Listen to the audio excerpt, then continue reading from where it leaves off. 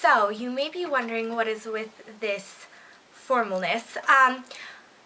Okay, so basically I've gotten lots of questions in general just about what to wear, how to do your hair, what kind of makeup to wear, things like that to choir concerts, because I guess a lot of you guys have kind of noticed through my mentioning that I'm in choir, and I have a performance today, so I figured I would just show you what I do when I'm getting ready for choir. So I show you the makeup I do. Honestly, the makeup really will depend on the teacher, what they want. My teacher just says you don't have to wear anything more than mascara and a bit of eyeliner, but if you want to do a bit more, just keep it natural, so that's what I've done. Lips, the lipstick is optional. For this concert, I'm going to be doing a more muted down lip, which I'll show you at the end, but I normally would do a red lip just because we wear black dresses.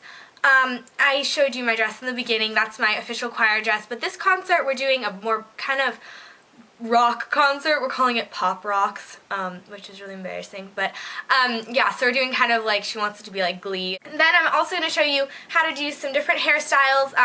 My teacher just says that we can't have our hair in our face, and our hair has to be behind our back, whether it's up or just tossed back, as long as it'll stay, something like that. So yeah, that is it, and let's get into the tutorial. The lights on stage will cast extra shadows under your eyes, so to prevent even more of that, we're going to make sure we don't get any fallout by adding foundation after. We're going to start off by priming and just apply that all over the lid and up to the brow bone. This will make sure that your eyeshadows don't crease. Now I'm going to apply this paint pot, which is basically like a cream eyeshadow. It's just a very pretty kind of pearly color, and I'm going to apply this all over the lid. Now this is optional, but I like the bit of shimmer it gives under the matte eyeshadow we're going to apply next.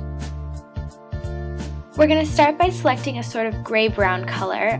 This is in the Faced Natural Eyeshadow collection, but look for a dupe if you don't have this. And we're going to take a flat shader brush and just apply it all over the lid.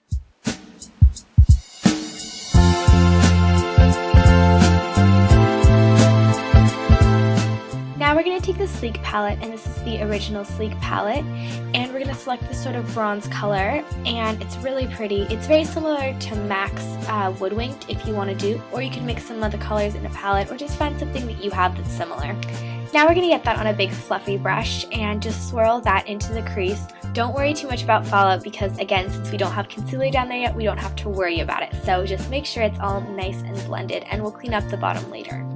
Now take a matte flesh tone color, and we're going to get that on a small angled brush, and we're just going to pop that right under the brow bone to help blend up the crease color.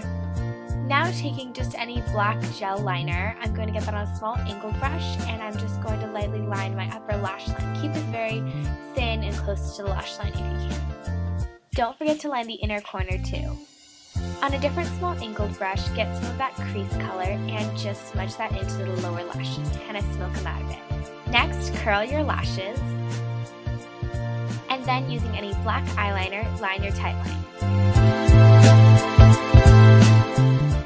Finish off with some volumizing mascara on the upper and lower lashes. Oops, one more step. Take a dark brown liner and line your bottom waterline. Finally, take your makeup remover or makeup remover wipes and just wipe away any of the fallout and kind of clean up that outer V area so that you have a nice kind of crisp line. And those are the finished eyes. Now let's zoom out and do the face. Start by taking your favorite foundation. Get that on your fingers and place it all over your face. Now taking this flat top kabuki brush, we're just going to buff it in for a nice airbrushed feel.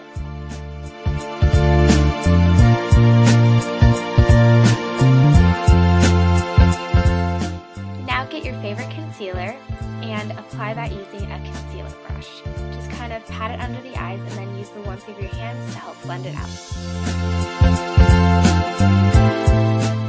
Also apply that anywhere else you tend to get red. For me, that's around my nose and also around my mouth. Onto the cheeks, we're going to select a sort of bronzy tone, and we're just going to apply that using a big fluffy brush to our cheeks, contouring just the slightest bit, but mostly just warming up our face. Then select a nice kind of peach tone blush and get that on a little skunk brush and just stipple that onto your cheeks just to add a bit of color. Finally, we have lips, and I have two options. The first being what I normally do, which is a classic red lip. Take something that, complements your skin tone. Just apply that nice and lightly. You want to kind of blend it out so it's not too intense, just a nice kind of flush. My second option, which is what I'm going to be wearing this concert, is just my normal lip color with a bit of nude gloss over top just to add a bit of shimmer. Now, onto the hair. Honestly, often I will just curl my hair and then toss it back like this because it stays. But if you have short bangs or it doesn't like to stay, then here are some suggestions for you. And this will work for girls with curly hair, straight hair, or anything in between.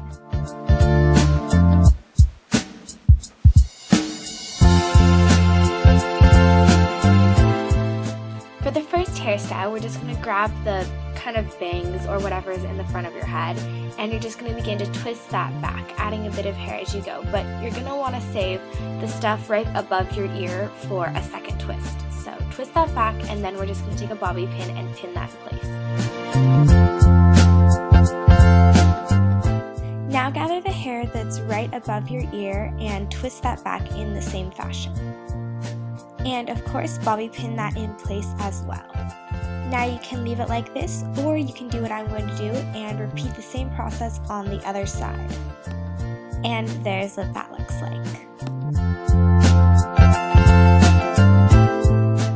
If your hair is shorter or you just don't want to deal with it, you can always pull your hair back in the same style just into a low ponytail at the nape of your neck. And this is just a very elegant style, and it looks really pretty from the back as well. For the second hairstyle, just begin by gathering the front section of your hair into the kind of classic poof. Just brush it back and then twist it until you can push it up and get a desired shape. You can tease if you want to, but I don't like to. My hair holds shape pretty well, and I don't want this too high, just a nice little lift in the front. So once you've got your desired shape, just take two bobby pins and crisscross pin it to keep it in place.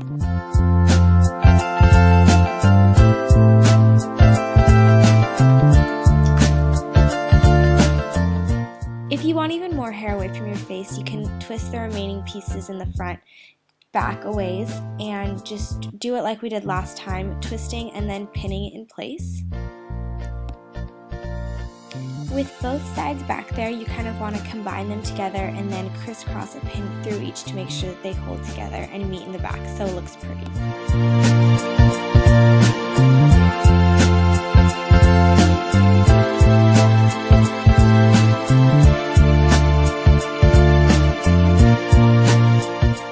This one too can be gathered into a kind of low pony or more medium height because I prefer higher ponies, and this is a great way to, again, just keep it away from your face.